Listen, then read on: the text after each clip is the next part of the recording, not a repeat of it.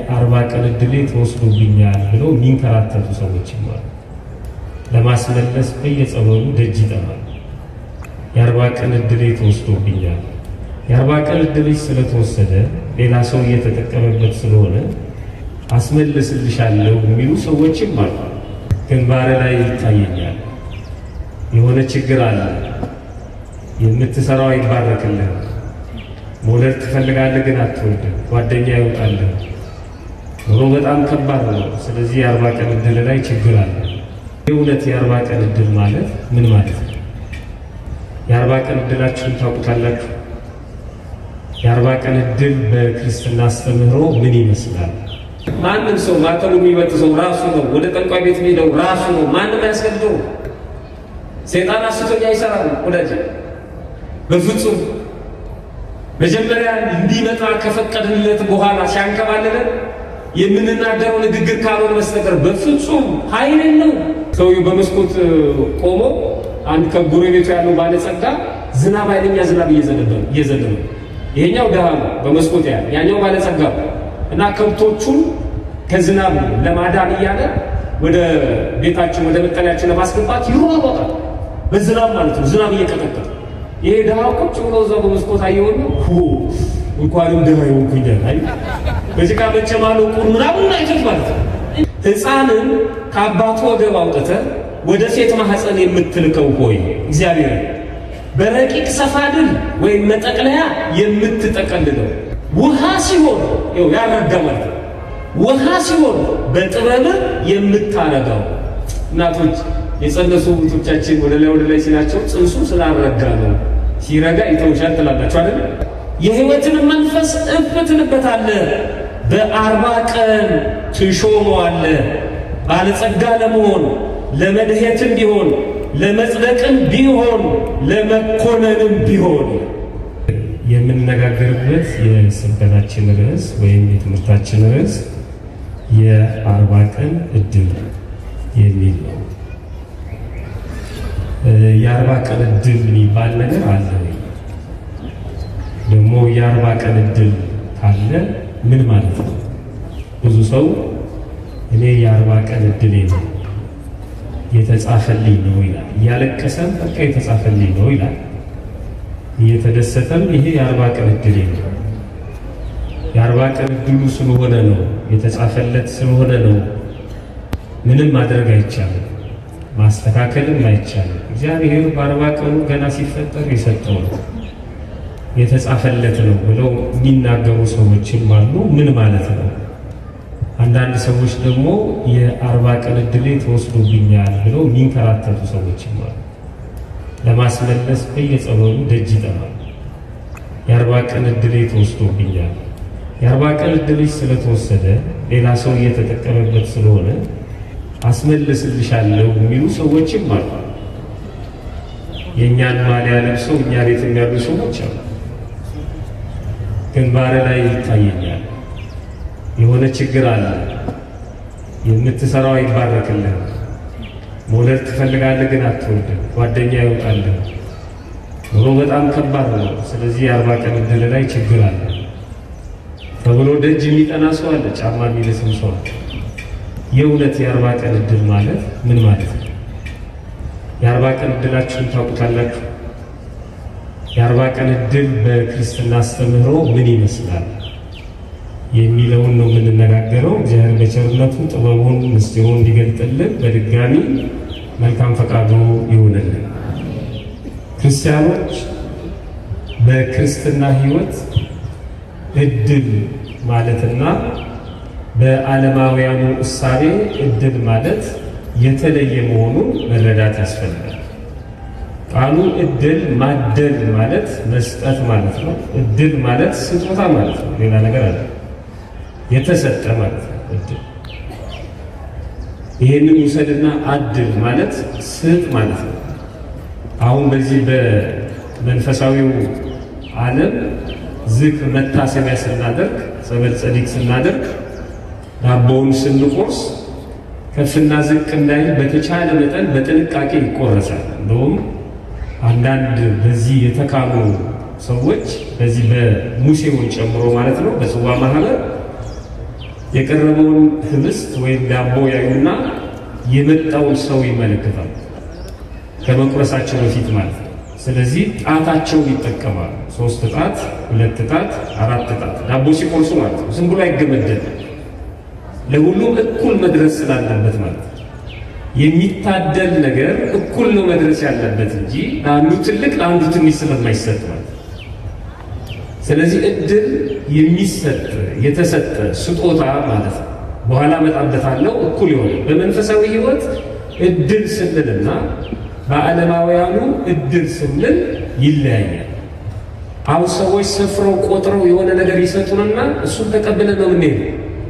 የሆነ ቦታ ሚዛን አለ፣ የሆነ ቦታ መስፈርት አለ። ከዛ ሲለቀቅ ያንን ይዘን እስከ ከፍተኛ ተቋም ድረስ ልጆቻችንም እየተማሩ ያድጉት ያንን።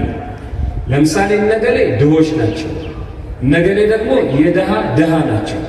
ከዚህኛው በታች ያለው ከድህነት ወለል በታች ያለ ህዝብ ነው ብለው የሰጡን ሌሎች ሰዎች ናቸው። እኛም እሱን ተቀብለን ድሃ ነን ብለን እየኖርን እግዚአብሔር ይመስገን።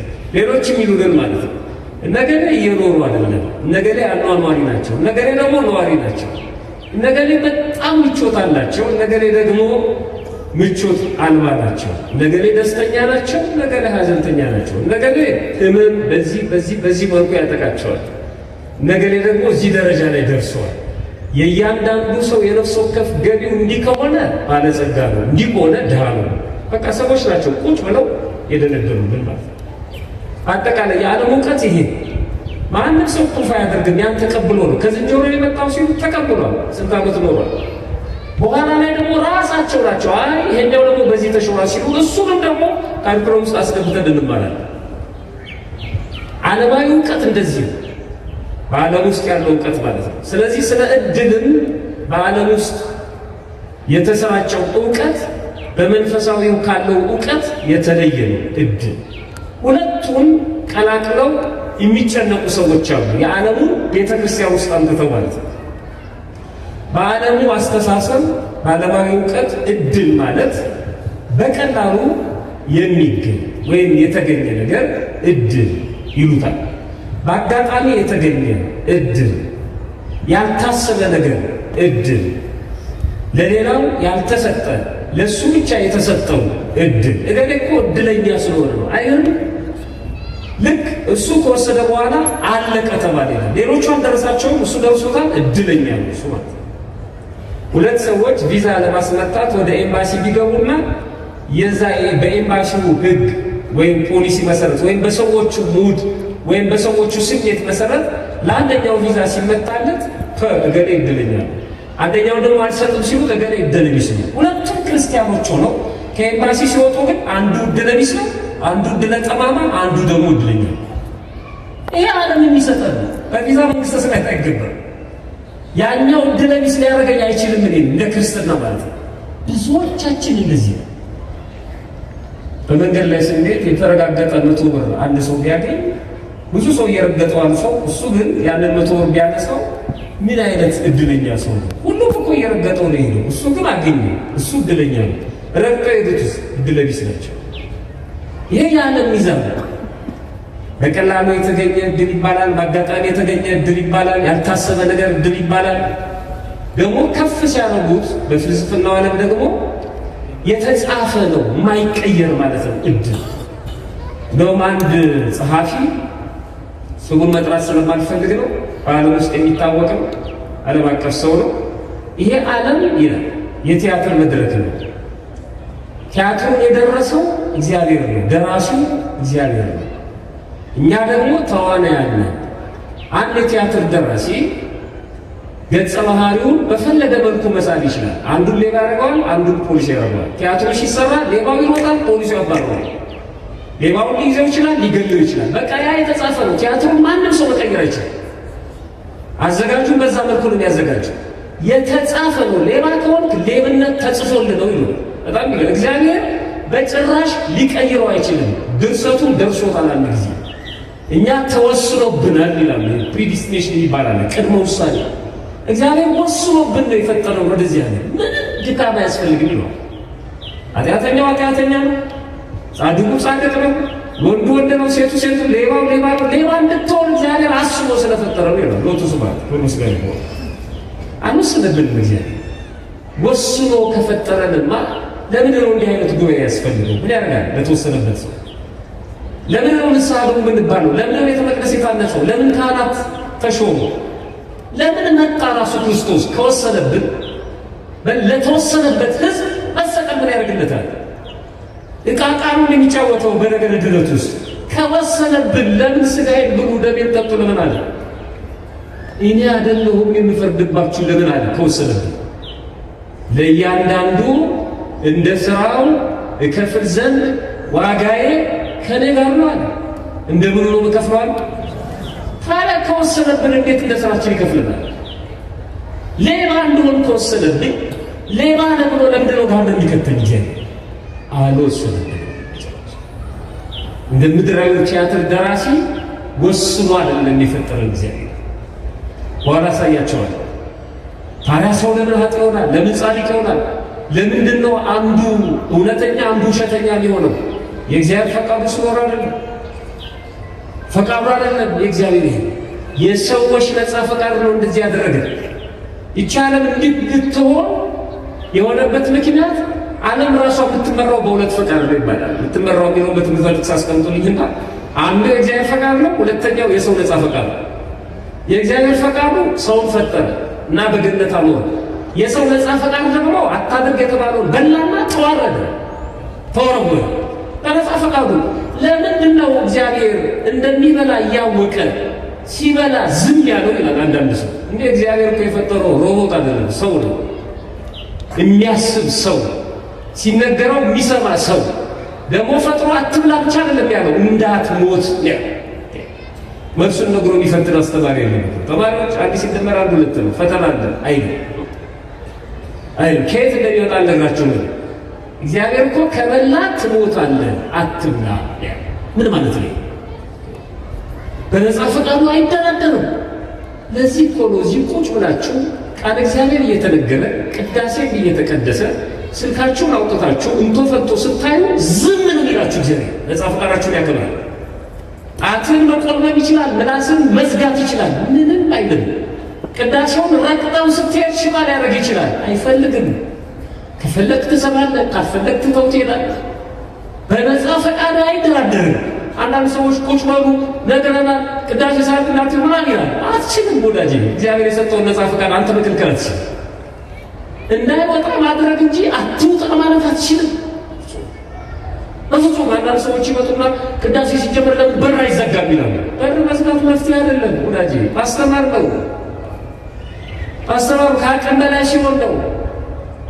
በነፃ ፈቃዳችን አይደራደርም እግዚአብሔር። የፈለግነው ሁለት ነገር እንዳቀረበልን ነግሮ አቅረብኩለት እሳትን ማይ ዘይደከ አበዘ ፈቀደ እሳትንም ውሃንም በፊት አኑር ይላል። እጅህን ወደ ፈለግከው ስደድ። ይገርማል። እንዲህ ይላሉ። አየህ፣ እድል በአጋጣሚ የተገኘ በቀላሉ የሚገኝ ያልታሰበ ለሌላ ያልተሰጠ አስቀድሞ የተወሰነ ዕጣ ፈንታ ነው ብለው የሚያምኑ ሰዎች አሉ። በዚህ ምክንያት ራሳቸው ምን ይላሉ?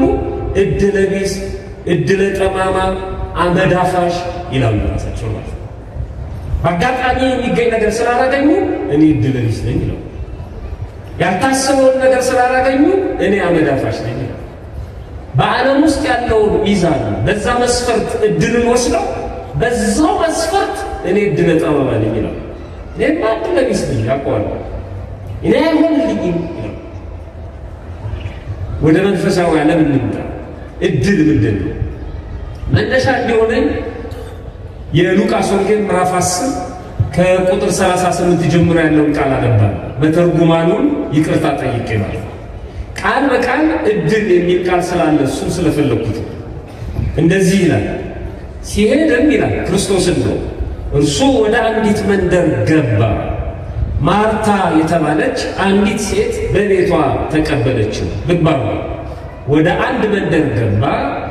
ማርታ የምትባል አንዲት ሴት ተቀበለችው። ማንም? ክርስቶስ። ወዴት ገባ ነው የሚለው? ወደ አንድ መንደር። ወደ እነ ማርታ ቤት አይደለም የገባው፣ ወደ መንደር። በመንደር ውስጥ ደግሞ ብዙ ቤቶች አሉ። ከነዛ ቤቶች ሁሉ በአንዱ ቤት የምትኖረው ማርታ ግን ወጣ ተቀበለች። ለእርሷ ማርያም የምትባል እህት ነበረቻት። እሷ ደግሞ ቃሉን ልትሰማ በኢየሱስ እግር አጠገብ ተቀመጠች። ማርታ ግን ወደ ጓዳ ገባች። እናም አገልግሎት ስለበዛባት ባከነች። እንግዳ ለመቀበል ወደ ቤቷ የገባው ትልቅ እንግዳ ነው። በእሷ ሐሳብ የሚበላውን የሚጠጣውን ልታዘጋጅ ወደ ጓዳ ገባች። ባከነች። አገልግሎት ስለበዛባት ባከነች። ቀርባም ጌታ ሆይ አለችው። ከጓዳ ወጣችና እህቷ ክርስቶስ እግር ስር ቁጭ ብላ ስትማራየችና እህቷን ትታ ክርስቶስ ላይ አቤቱታ አቀረበች። ጌታ ሆይ እኔ እንድሰራ እህቴ ብቻዬን ስትተው አያገድህምን? እንኪያስ እንድታግዘኝ ንገራት አለች። የሚገርም ማርታ የማርያም ክርስቶስ እግር ስር ቁጭ ብሎ ቃሉን መስማት ቀልድ ነው የመሰለ። ስራ ትቶ እግርን ዘርግቶ ቁጭ ብሎ ስራ ወይ ሰዓት መግደል እንደመሰላት ቃል እግዚአብሔር መስማት። አሁን ልክ እንደዚህ የሚመስላቸው ሰዎች አሉ።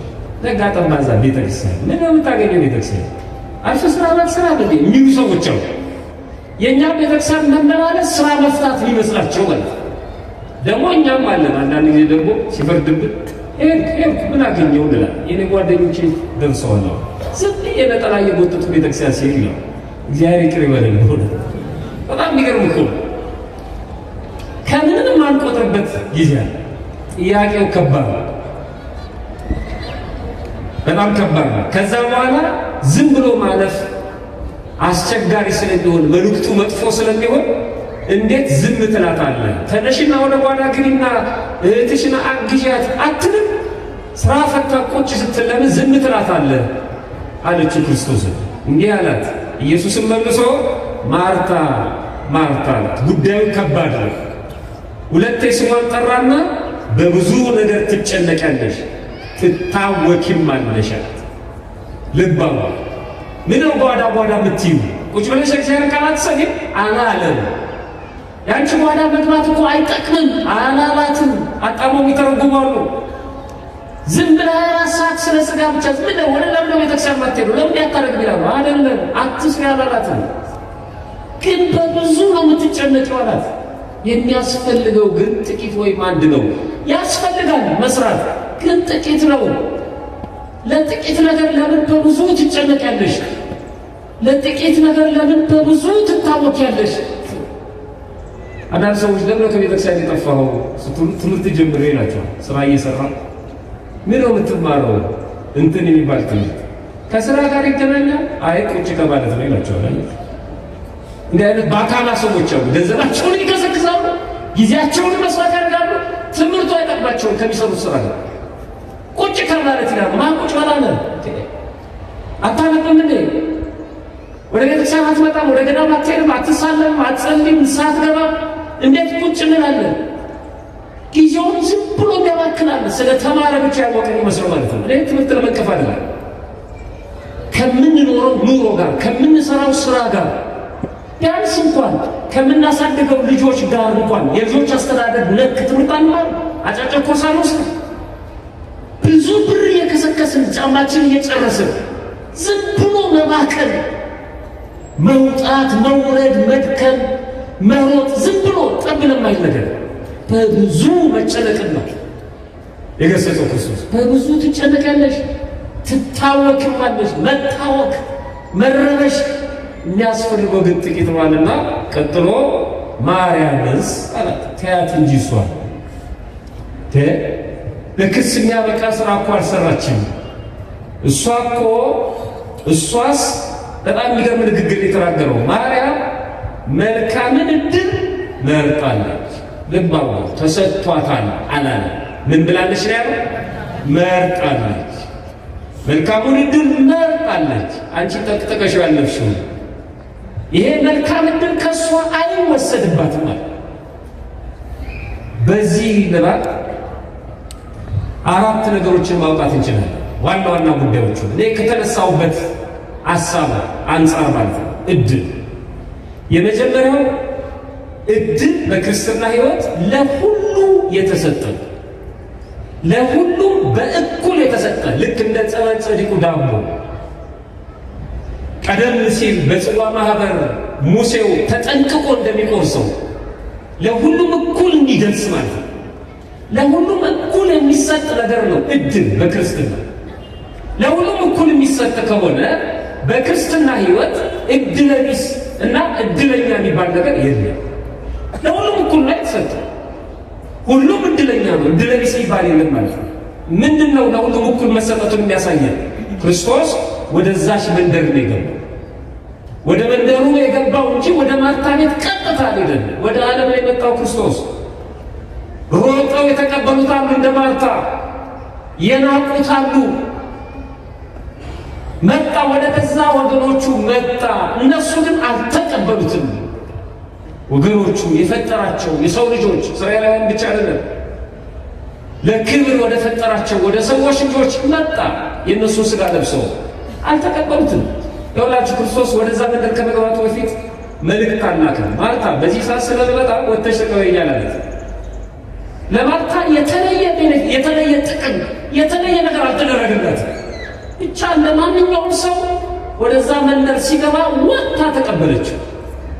ተመልከቱ፣ ለሁሉም የሚሰጥ ነው እንጂ እሱ ብቻ አይደለም እኮ እቤት ውስጥ ከተገባ በኋላ ደግሞ ያቺኛዋ ቁጭ ብላ ስትሰማ እቺኛዋ ደግሞ ጓዳ ገባች። ይሄ ደግሞ ምን ያመለክታል? የራስ ምርጫ። በክርስትና ሕይወት እድል ለሁሉ የተሰጠ ነው። ሁለተኛ የራስን ነፃ ፈቃድ የሚጠይቅ እድል፣ የራስን ነፃ ፈቃድ እግዚአብሔር ለመቀበል ክርስቲያን ለመሆን ነፃ ፈቃድ። ክርስትና በሰይፍ አያምንም። ክርስትና በማስገደድ አይሰብክም። እመን ካላመንክ ትሞታለህ። ክርስትና ካልካድክ ግን እንገላለን ተብሎ ነው ሰማዕትነት የሚቀበሉበት። ክርስትና በነፃ ፈቃድ ነው። ስለዚህ ማርታ የተቀበለችው በፈቃዷ ነው። በኋላ ተቀብለው እግሩ ስር ያልተቀመጠችው በፈቃዷ ነው። ሰው ወደ ጓዳ ገባች። ማርያም እግሩ ስር ቁጭ ብላ የተማረችው በፈቃዷ ነው። እናንተ ወደዚህ የመጣችሁት በፈቃዳችሁ ነው። አሁን የምጠይቃችሁ በማን ፈቃድ የመጣችሁት? ግን በእግዚአብሔር ፈቃድ ነው የምትሉት ሁላችሁ። ማስለፈቀደላችሁ ነው። ግን ማስለፈቀደልን ትክክል ናችሁ፣ ትክክል። ግን እግዚአብሔር ሁል ጊዜ ሲፈቅድ አይኖርም። ሰኞ ማክሰኞ እንደ ክፍል አለቃ እያስፈቀደን አይደለም የምንመጣው። ፈቃዷ እንዲህ ናት። መልካም ነገር ለማድረግ ሁሌ ፈቅዷል። እግዚአብሔር ቤተክርስቲያን ለመምጣት ሁሌ ፈቅዷል። ጸሎት ለማድረግ ሁሌ ፈቅዷል። ግን ምንድነው ወደኋላ የሚጎትተን? የእኛ ነፃ ፈቃድ። እኛ መጣን፣ የቀሩትስ እግዚአብሔር ስላልፈቀደላቸው የቀሩት? እንዳትሳሳቱ፣ ስላልፈቀደ የቀሩት አይደለም፣ ራሳቸው ስለፈቀዱ። የእናንተ ነፃ ፈቃድ ከትልቁ የእግዚአብሔር ፈቃድ ጋር ቀላቀላችሁ። እግዚአብሔር ይመስገን። የእናንተ ነፃ ፈቃድ ማንም ተገዶ አይደለም አይመጣው። ገንዘቡን አውጥቶ ጊዜውን አውጥቶ ሮጦ ብዙ ነገር ጥሎ ነው የመጣው፣ በፈቃዱ ነው። ይሄ ነፃ ፈቃዳችሁ ግን ከእግዚአብሔር ፈቃድ ጋር ቀላቀላችሁ። ማርታ ወደ ጓዳ እንድትገባ፣ ማርያም ብሱን ቁጭ ብላ እንድትማር ፈቃድ፣ የራስ ፈቃድ። ስለዚህ በክርስትና ሕይወት እድል ለሁሉ የተሰጠ ነው። ሁለተኛ የራስን ነፃ ፈቃድ ይጠይቃል። ሶስተኛ በክርስትና ሕይወት እድል መልካም ነው። እድል ከተባለ መልካም፣ ጠማማ ብሎ እድል የለም፣ ሸፋፋ ብሎ እድል የለም፣ ጨለማ ብሎ እድል የለም። የኔ እድል ጨለማ አይባልም። እድል አይደለም፣ እሱ እድል አይደለም። እድል ከሆነ በክርስትና ሕይወት መልካም፣ ምክንያቱም ራሱ ክርስቶስ አለ። ምን አይነት እድል መርጣለች ነው ያለው? መልካሙን እድል መርጣለች። መልካሙን እድል መረጠችው። ለሁሉ የተሰጠው እሷ ግን መረጠችው። ማርታ አልመረጠችም። መንደር ውስጥ ያሉ ሰዎች አልመረጡ። ማርያም ግን መረጠች። ለሁሉ የተሰጠውን እድል ቁጭ ብላ ተማረች። ከማርያም በስተቀር ማንም ሰው ቤት ቁጭ ብሎ እንዳይማር አላለም። ማርያም ስመጣ ጠብቅኝና ቁጭ ብዬ አስተምርሻለሁ አላላትም። ልክ እንዳሁኑ ነው። ለሁሉ የተሰጠውን መልካም እድል መረጠች። እናንተም መረጣችሁ። ወደ ተክለ ሃይማኖት ቤት ለመምጣት መርጣችሁ፣ የእግዚአብሔርን ቃል ለመስማት መርጣችሁ ይመጣችሁ። በራሳችሁ ምርጫ ማለት ነው። ራሳችሁ መልካሙ ይሄ ነው። ብዙ ጋባዥ ይኖራል፣ ብዙ ፕሮግራም ይኖራል። አይ መልካሙ እድል ይሄ ነው። ይሄ ይሻላል ብላችሁ መጣችሁ። በጣም ይደንቅ። አራተኛው እና የመጨረሻው እድል በክርስትና ሕይወት የማይቀማ እድል ከተሰጠ በኋላ አይቀማ። የማይቀሟትን ማንም ሰው እግዚአብሔር የሰጠውን እድል ማንም ሰው መቀማት አይችልም። እኛ ክርስቲያን ክርስትና ሰው መጥቶ ሊቀማን ይችላል? እግዚአብሔርን መቀማት ይቻላል? ግን ራሳችን ልንጥለው እንችላለን። እንደ ይሁዳ ልንሸጠው እንችላለን። እንደ አዳምና እንደ ሔዋን በቃን ማለት እንችላለን። ከመሮጫው ትራክ ልንወጣ እንችላለን በፈቃዳችን። ማንም ግን ሊቀማን አይችልም። ራሱ ዲያብሎስ እንኳን አይቀማን አይችልም። ከገቡ የማይወጡባት በጣም የሚገርም እኮ ነው። አንዴ ካገኙ የማያጧት ነው የሚሉት አባቶቻችን። ያገኘናትን በጭራሽ ማንም ሰው ሊቀማን አይችልም። አንፈልግም ማለት ግን እንችላለን። ለነጻ ፈቃዳችን ጣልቃ ስለማይገባ ጊዜ እንዲህ ከመሆን ይጠብቀን። በእውነት ማንም ሰው ማተቡ የሚበጥሰው ራሱ ነው። ወደ ጠንቋይ ቤት የሚሄደው ራሱ ነው። ማንም አያስገድደው። ሰይጣን አስቶኛ ይሰራል ወዳጅ በፍጹም። መጀመሪያ እንዲመጣ ከፈቀድንለት በኋላ ሲያንከባልለን የምንናገረው ንግግር ካልሆነ በስተቀር በፍጹም ኃይል ነው በጭራሽ። ለዚህ እኮ ነው መጽሐፍ ዲያብሎስ የሚውጠውን ፈልጎ ዙሪያችሁን የሚውጠውን ፈልጎ እንደሚጮህ አንበሳ ዙሪያችሁን ይሽከረከራል። መግባት አይችልም፣ ዙሪያውን ይዞራል። የሚውጠውን ፈልጎ ረሃብተኛ አንበሳ እሱ። ነፃ ፈቃዳችን ስቦን ገደል ካልን ይሰለቅጠናል። በራሳችን ፈቃድ አባ እንጦንስ ታሪክ ወደ ገዳሙ ዲያብሎስ ብዙ ድስቶችን ይዞ እያጮኸ ሲሄድ አየሁ በራእይ። ኳ እያለ ድስት ነው፣ ባዶ ድስት። ይህን ሁሉ ድስት ተሸክመ ወደዚህ ገዳም ብትመጣው ለምንድን ነው? ምንድን ነው የመለሰለት መልስ? የሁሉንም ፍላጎት ስለማላቅ በዚህ ሁሉ ድስት ብዙ አይነት ምግብ አዘጋጅና አስቀምጣለሁ። ሁሉም እንደ ፍላጎቱ ያነሳል። እኔ አላውቅም የሰዎቹ ፍላጎት። ዲያብሎስ ይላሉ አባቶቻችን መሬቷ የምታበቅለውን ሳያውቅ በግምት የሚዘራን ሰነፍ ገበሬ ይመስላል። መሬቷ ስንዴ፣ ሽምብራ፣ ባቄላ፣ አተር ይሁን አያውቅም። ያገኘውን ዝም ብሎ ይዘራል ማለት ነው። ከዛ በኋላ ከበቀለ አሃ የስንዴ ነች ማለት ነው መሬቷ ይላል ማለት ነው። እንዲህ አይነት ሰነፍ ገበሬ ዲያብሎስ የእኛን ፍላጎት አያውቅም። እንዴት እንደሚጠብቀን አያችሁ። እግዚአብሔር አያውቅም። የእናንተን ፍላጎት ምልክት ካሳየው ግን ተንደፋድፎም ቢሆን ያቀርብናል። ልክ ይሁዳ ምን እንደሚፈልግ አላወቀም። መጨረሻ ላይ ይሁዳ ራሱን አጋለጠ። 300 ብር ለምንድን ነው ተሽጦ ለድሆች የማይሰጠው? ይሄ ሽቱ 300 ብር በጥሬው ቢመጣ ስንት ብር ያገኝ ነበር? እሱ 30። የገንዘብ ፍቅር ነው እንዴ ያለ አለ። ጠጋለለ ፕሮፖዛሉ ሰራለት ማለት ነው። ችግር የለውም። የገንዘብ ፍቅር ከሆነ ክርስቶስን ይፈልጉታል አይሁድ። ይሄማ ሽጠዋል። ቀጥታ አይደል ትፈልጉታላችሁ? አዎ ምን ሰጡኛላችሁ? የፈለከው 30 ብር ብቻ ነው ፈልጓል። አይ ፍላጎታችንን አይቶ ነው ያቀርበው። ለዚህ ነው ዕለት ዕለት ወደ ቤተክርስቲያን መምጣት፣ መጠመቅ፣ መጸለይ፣ በምክረ ካህን በፈቃደ እግዚአብሔር መኖር፣ ለዲያብሎስ ቦታ ላለመስጠት ማለት ነው። ማማተር፣ ሀሳባችንን ሳይቆጣጠረው ምክንያት ሳያገኝ እንዲጠብቀን ዕለት ዕለት ከቤቱ እንዳንጠፋ በእንዲህ አይነቱ ጋር እንድንማር የሚፈለገው ገድሉን እንድንሰማ አጠገባችን እንዳይደርስ በተደጋጋሚ እንድንዋጋው ቤተክርስቲያናችን ልታሰናብተን ለዚህ። ስለዚህ አራቱ ወሳኝ ናቸው በክርስትና ሕይወት። እድል ማለት አንደኛ ለሁሉ የተሰጠ፣ ሁለተኛ በራስ ፈቃድ የሚመረጥ፣ ሶስተኛ መልካም የሆነ፣ አራተኛ የማይቀማ። ይህንን ዘርዝር አድርገን እናስቀምጥ። እኛ ታዲያ ይሄ የማይቀማ በራሳችን ፈቃድ የተሰጠን ወይም በራሳችን ፈቃድ የመረጥ ነው መልካም የሆነ እድል ለሁሉ የተሰጠን እኩል የሆነ ምንድን ነው? ዘርዘር አድርገን እናየው። አራት ነጥቦችን ብቻ ነው ማለት ነው። አንደኛ የእኛ እድል ምንድን ነው? በክርስትና ሕይወት የመጀመሪያው እድል እግዚአብሔር ነው።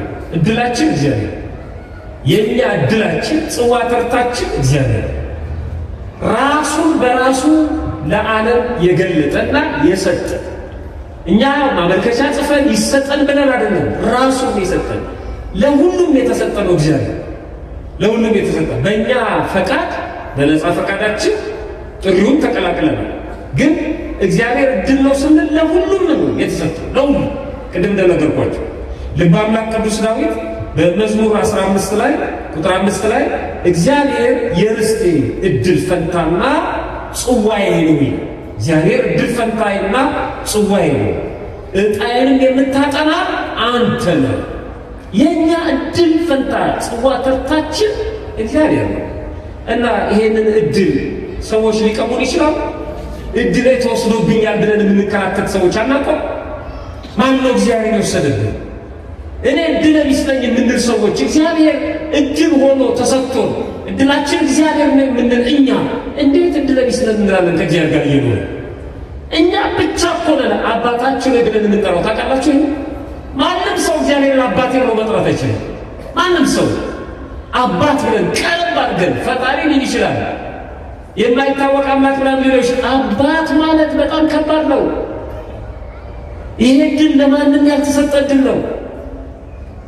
ማንም ያልመረጠው ነፃ ፈቃዱ ተጠቅሞ ማለት ነው። የመጀመሪያው ድል ፈንታ እግዚአብሔር አንደኛ ለሁሉ የተሰጠ የማይቀማ በነፃ ፈቃዳችን ላይ ተመስርቶ ያገኘነው መልካም የሆነ እድል የመጀመሪያው እግዚአብሔር። ሁለተኛ እድል ሰው ሆኖ መፈጠር።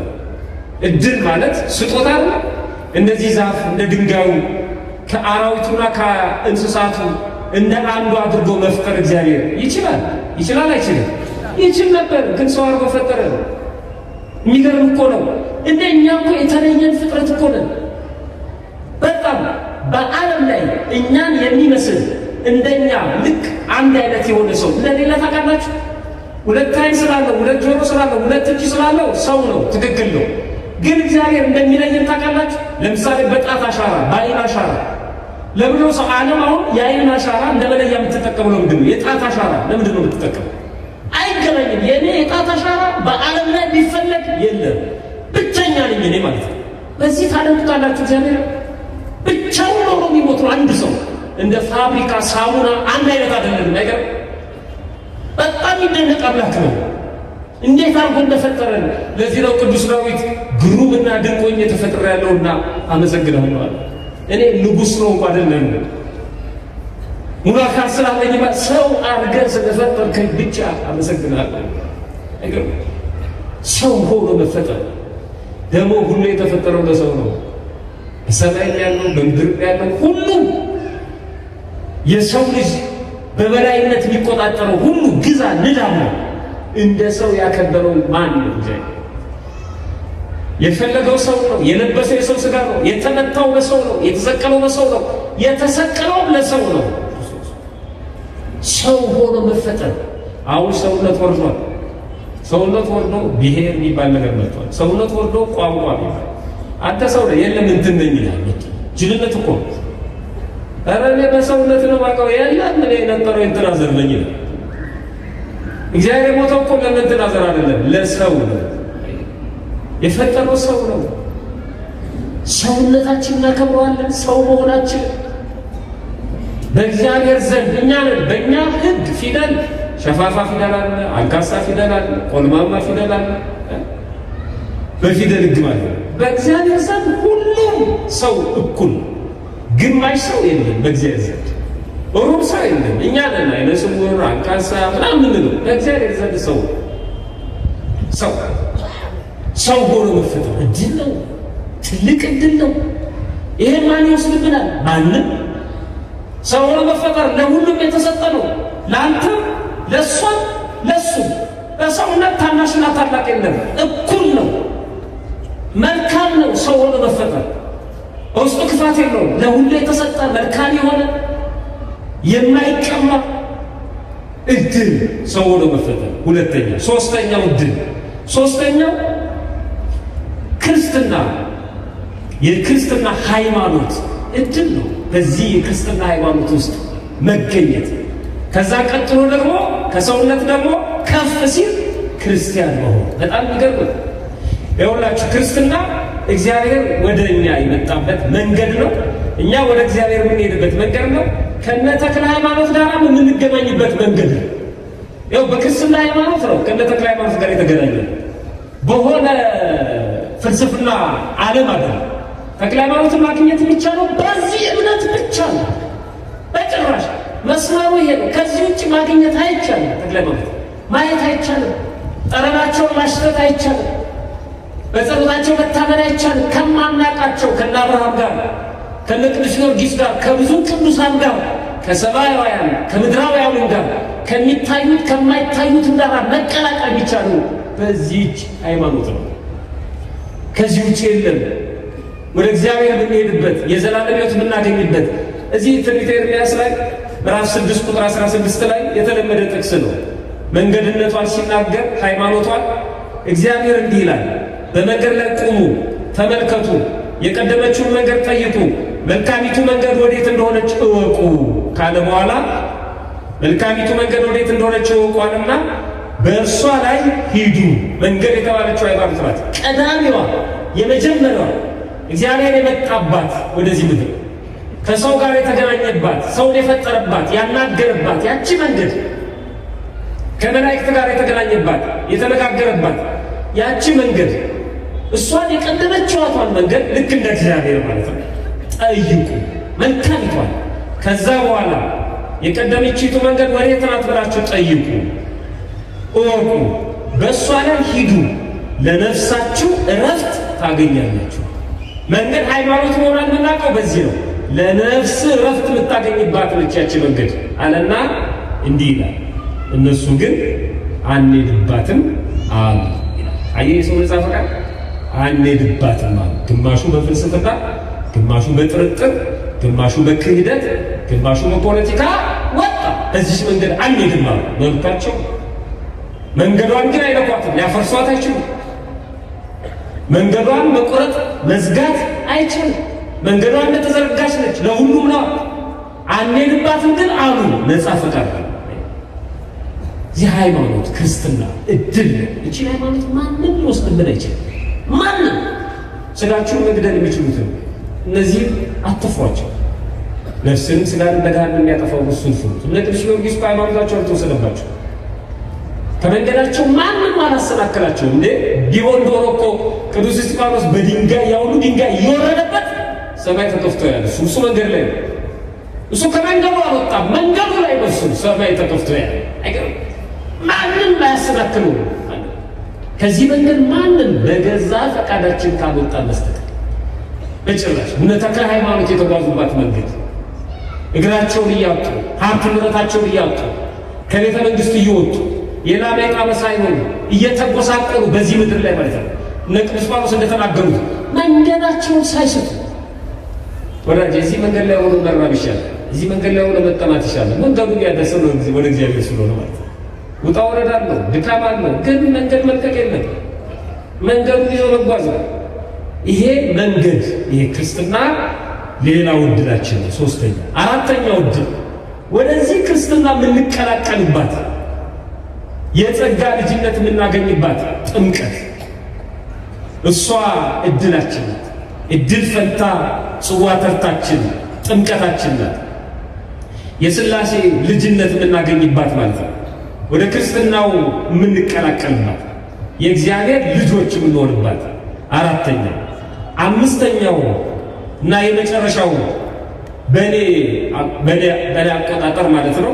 አምስተኛ ድህነት፣ የዘላለም ሕይወት እድል ለእኛ የተሰጠን እድል እሱ ነው። ማይቀማ እድል ካልተውነው በስተቀር መልካም እድል ለዘላለም እግዚአብሔርን ቅዱስ ቅዱስ ቅዱስ እያሉ እያመሰገኑ መኖር የሥጋና የነፍስ ድህነት ማለት ነው። የመጨረሻውና ስድስተኛው መንግሥተ ሰማያት ናት። ያው ይገናኛል የዘላለም ሕይወት ግን የእግዚአብሔር መንግሥት ክብሩን መውረስ ማለት ነው። ይሄ የመጨረሻው። እነዚህ ስድስቱ ለእኛ የተሰጡ እድሎች ናቸው በክርስትና ሕይወት። አንደኛ እግዚአብሔር፣ ሁለተኛ ሰው ሆኖ መፈጠር፣ ሶስተኛ ክርስትናችን፣ አራተኛ ጥምቀት፣ አምስተኛ ድህነት ወይም የዘላለም ሕይወት፣ ስድስተኛ መንግሥተ ሰማያት። እነዚህ ናቸው በክርስትና ሕይወት የእኛ እድሎች ማለት። ገሃነመ እሳት ሲኦል ወይም ደግሞ ሁለተኛ ሞት የእኛ እድል አይደለም። መጽሐፍ እንደሱ አይደለም። ለሰይጣንና ለሰራዊቱ ወደ ተዘጋጀው ወደ ዘላለም እሳት ሂዱ ነው የሚለው። እሱ የሰይጣን እድል ፈንታና ጽዋ ተርታ ነው። ንስሐ ስለማይገባ ስለማይመለስ ለእሱ የተዘጋጀው የመጥያ ስፍራ ነው። እና ሰዎች ለምን ይገባሉ? ሰው ሰይጣን አባታችን ነው ካሉ የአባታቸውን ልጆች የአባታቸውን ርስት መውረስ ልማድ ስለሆነ ሕግ ስለሆነ ፈታዊ በረት ማምለካችን ያንን የአባታቸውን የዲያብሎስን ርስት ይወርሳሉ ማለት ነው። እግዚአብሔር ከዚህ ይሰውራል። የእኛ እድል ፈንታችን ጽዋ ተርታችን መንግሥተ ሰማያት ናት። ኑ እናንተ የአባቴ ቡሩካን ዓለም ከተፈጠረ ጊዜ ጀምሮ ያዘጋጀውላችሁ መንግሥተ ሰማያትን ውረሱ። የእኛ እድል ፈንታ እሱ ነው። ማንም ሰው ግንባርን እየተመለከተ እድል ተወስዶብሃል ቢል አትመነው። አንድ ቦታ እንደዚህ ስናገር አይ መምህር ተሳስተሃል፣ እድልማ ይወሰዳል፣ እድል የሚያስመልሱም አሉ እንትና የሚባል አጥናቂ ምናምን አሉ ማለት እንደ እምነት ይደረግልህ፣ እንደ እምነት ይወሰዳል ካልክ ይወሰድ ይደረግልህ። ምን አገባኝ? ይሄኔ ግን አይወሰድም። ማንም በእኔ እድል ላይ አይመለከተው እኔ ካልጣልኩት በስተቀር። እግዚአብሔር ከዚህ ይጠብቀን ሁላችንም። በገዛ እጄ ወደ ጠንቋይ ቤት ካልሄድኩ በስተቀር በገዛ እጄ እየዘነጠ እየበላ እየጠጣ አጥማቂ ላይ የሚለው እግር ስር ካልተንከባለልኩ በስተቀር በገዛ እጄ ከቤተ መቅደስ ወጥቼ ንስሐ አባቴን ገፍትሬ ንስሐ ገብቼ ሥጋው ደግሞ መቀበል እየቻልኩ አጥማቂ የምከተል ካልሆነ በስተቀር በጭራሽ ማንም ሰው አይቀማኝም። በፍጹም ይህ ፉከራና ቀረቱ አይደለም። እግዚአብሔር የሰጠን ነው። ቸርነቱ እንደተጠበቀ ሆኖ ራሳችንን የምናንከባልለው ራሳችንን እግዚአብሔር በነጻ ፈቃዳችን ስለማይደራደር ነው። እንደዚህ ይላል መጽሐፈ ቅዳሴ ላይ በእንተ ቅድሳት ዲያቆኑ ማልዳለን እያለ የሚጸልየው ጸሎት ላይ የሚናገረው ነገር አለ። በጎን እድል ኃጢአትን ለማስተስረይ ሁለተኛ መወለድ የሚገኝባትን ይላል። ሁለተኛ መወለድ የሚገኝባትን በጎን እድል ብሎ ኃጢአትን ለማስተስረይ ሁለተኛ መወለድ የሚገኝባትን ሕጽበት እግዚአብሔር ይሰጣቸው ዘንድ ጥምቀትን ማለት ነው ይሰጣቸው ዘንድ በቅድስት ሥላሴ ማኅተም ያከብራቸውና ያትማቸው ዘንድ ስለ ንዑሰ ክርስቲያን እንማልዳለን። ንዑሰ ክርስቲያን እየተማሩ የሚጠብቁ ቀደም ሲል 3 ዓመት እስከሚጠመቁ ድረስ ያችን እድል እግዚአብሔር እንዲሰጣቸው እንማልዳለን። ጥምቀትን እድል ይላል። ለሁሉ የተሰጠች ናት። ሰልችቷቸው እንዳይሄዱ ተስፋ ቆርጠው እንዳይሄዱ ስለ እነሱ እንለምናለን ይላል ያቆራል። በጣም ይገርማል። እድል እሱ ነው። ይሄ የተሰጠው ለሁሉም ነው። ላጠቃለው አንዳንድ ሰዎች ሲሟገቱ ይታያል። አሁን እኛ የምንኖረው ኑሮ ያገባም አግብቶ ያገባም ወልዶ ሰራተኛው የሥራ ሙያችን የተለያየ ሆኖ ካህኑ አለ፣ ዲያቆኑ አለ፣ ዘማሪው አለ፣ ጋዜጠኛው አለ፣ ወታደሩ አለ። ይሄ የምንኖረው ኑሮ እድል ነው ወይስ ምርጫ ነው ተብላችሁ ብትጠየቁ አሁን የምትኖሩት እናንተ እድላችሁ ነው ምርጫችሁ ነው? ምንድን ነው? ለራሳችሁ አጨብጭቡ። ሆነ በደንብ አጨብጭቡ። ገብቷቸዋል። እድሌ ነው ብሎ ማማራር የለም። ምርጫ ነው። አግብቴ ሞርከው ምርጫ ነው። ትክክል። የእግዚአብሔር ፈቃዱ አግብተን እንድንኖረው መንኩሰን እንድንሞት ፈቅዷል። አንዳንድ ሰው ምን አይነት እድለ ጠማማ ነኝ ከአንቺ ጋር ያገናኝ፣ ምን አይነት የተረገመ እድል ቢኖረኝ ነው ይላል። ውሸቱን ነው። መጀመሪያ ሲያገኛት እኮ በባዶ ኩሉ ሄዶ ሊሆን ይችላል። እንዴት አይነት እድል ነው ከአንቺ ጋር ያገናኝ ብሎ ሊሆን ይችላል። ትንሽ ሲከፋው ነው እድሌ ጠማማ ነው የሚለው። ሰው እንዳየሩ ጠባይ ስለሚሆን ፈቅደ ነው የምትኖረው ወዳጅ።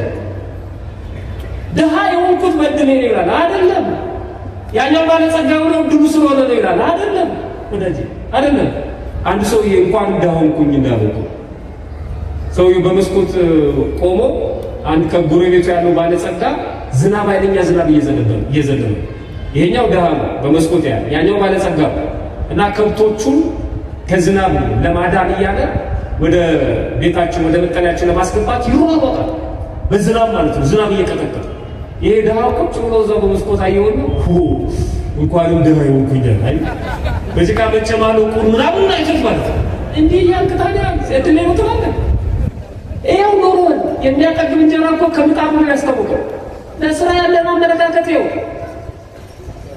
ለቤተሰብ ያለን አመለካከት ይኸው። የገዛ አልጋ እንኳን ማታረጥፍ እኮ አለ፣ የበላበት ዕቃ ማታጥፍ። እንዴት አድርጎ ነው ወደ አንተ የተለየ ነገር የሚመጣው? ዘግተህ ራስህን ማለት ነው። ራሱ ነው የሚያስታውቀው። ጠዋት ስራ ስትሄዱ የቆሙ ማታ ስትመጡ የሚቆሙ ልጆች አሉ። ምን ማለት ነው ይሄ? እድላችን ነው እንዲህ የሚያደርገን አይደለም፣ ምርጫችን ነው። ምርጫችን የመጨረሻ አንድ ሳምንት ቤት ትምህርት ይላጠቃል። ይሄ ቅዳሴ አትናቴዎስ ሊቃውንቱን ይቅርታ ጠይቃለሁ።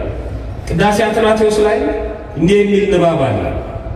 የ40 ቀን እድል የሚለው በቃል በቃል የተጠቀሰው እዛ ላይ እንደዚህ ይላል። ሕፃንን ከአባቱ ወገብ አውጥተህ ወደ ሴት ማህፀን የምትልከው ይላል ሊቁ። ገና የሕፃኑን አፈጣጠር ከመወለዱ ውስጥ ያለው ነገር ነው የሚነግረን። ሳይንስ የሚባለው ነገር ከመኖሩ በፊት ማለት ነው። ሕፃንን ከአባቱ ወገብ አውጥተህ ወደ ሴት ማህፀን የምትልከው ሆይ እግዚአብሔር በረቂቅ ሰፋድል ወይም መጠቅለያ የምትጠቀልለው። ሕፃኑ የሚጠቀለልበት ከምን አይነት ጨርቅ ነው የሚሰራው? ከጥጥ ነው? ከፕላስቲክ ነው? ረቂቅ ነው አለ፣ አይታወቅም። በረቂቅ መጠቅለያ ትጠቀልለዋለህ። ውሃ ሲሆን ይኸው ያረጋ ማለት ነው። ውሃ ሲሆን በጥበብ የምታረጋው። እናቶች የጸነሱ እህቶቻችን ወደ ላይ ሲላቸው ጽንሱ ስላረጋ ነው፣ ሲረጋ ይተውሻል ትላላችሁ አይደል?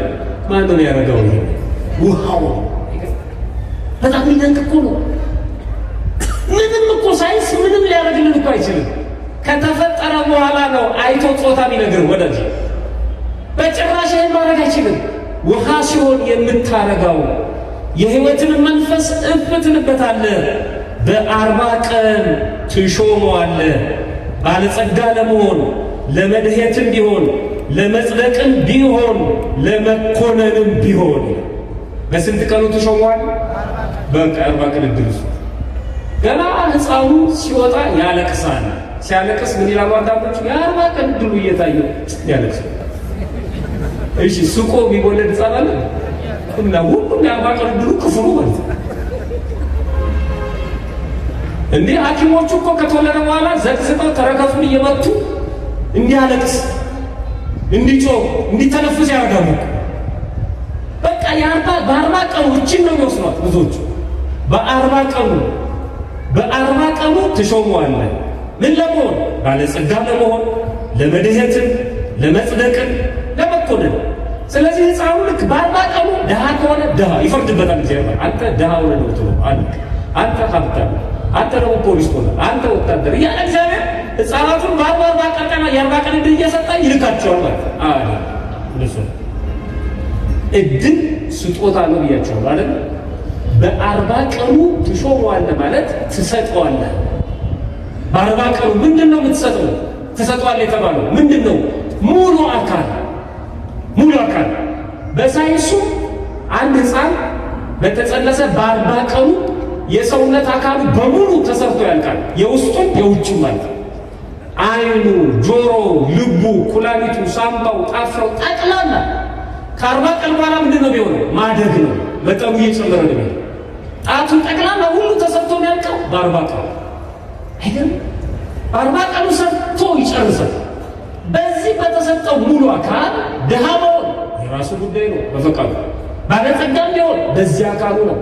ኃጢአተኛ ቢሆንም በዚህ አካሉ ነው። ጻድቅ ቢሆንም በዚህ አካሉ ነው። በዚህ በሰጠው አካል ድሃ ቢሆንም የራሱ ነው። ሀብታም ቢሆንም የራሱ ነው። አንተ ጣልቃ አትገባበትም። ስጦታው ግን ምንድን ነው? ሙሉ አካል ነው። ድህነት አይሰጥም እግዚአብሔር። ስጦታው እሱ ነው፣ ሙሉ አካል ነው። በቅዱሳን አመራረት ሌላ ጉዳይ እዛ ውስጥ አልገባ። ግን አይገርማችሁ? ይኸውላችሁ በ40 ቀን ሙሉ አካላችን ተሰርቶ ያልቃል።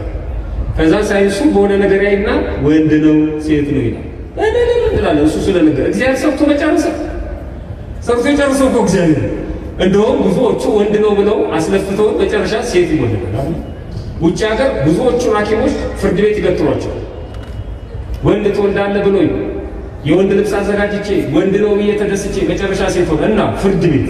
እኛ ሀገር የለም ወዳጅ፣ በኪነቶ ዝም ብለን ወደ ቤት አያውቁትም ማለት ነው። እነሱ እንኳን ግን በነገራችን ላይ አሁን ይሄ ሙሉ አካል የሚሰጠው ሆስፒታል ነው። ልጁ ከጸነሳችሁ በኋላ እጅ ያስፈልገዋል። ለእጅ ስንት ነው? ለአንድ እጅ 50 ሺህ ነው። በቃ አንድ እጅ ይበቃዋል። ገንዘብ የለኝም። ለልቡስ ለኩላሊቱ እያንዳንዱ በክፍያ ቢሆን የምታሰራው ማለት ነው። በነፃ ይሄ ነው እድል። የ40 ቀን እድላችን ምንድን ነው? ሙሉ አካላችን። የ40 ቀን እድላችን አይናችን፣ ጆሮአችን እግዚአብሔር ሰው አድርጎ ይፈጥራል። ይሄ እድል ይወሰዳል? አይወሰድም። ይሄ እድል ጠማማ ነው? ኧረ በጭራሽ። እንዴ ብሔራዊ ሎተሪ የሆነ እጣ ያወጣና የደረሳቸውን ሰዎች እድለኞች ብሎ ፎቶ ይለጥፋል። መብቱ ነው።